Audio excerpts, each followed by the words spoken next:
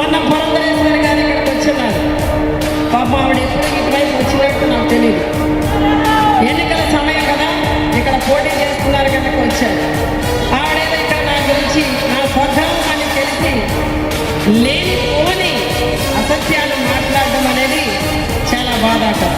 అంటే senior most లీడర్గా మరి ఆవిడ రాజకీయ పరిజ్ఞానం ఉన్న లీడర్గా ఏం చేయాలి?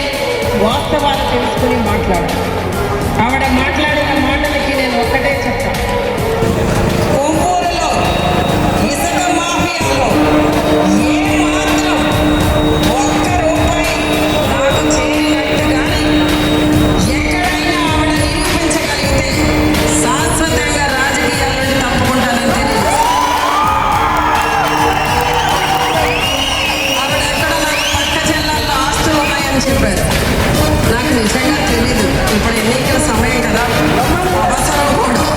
కేవలం ఎక్కడైనా పత్రాలు ఉంటే దయచేసి నాకు పంపించాలని తెలియజేస్తున్నాను.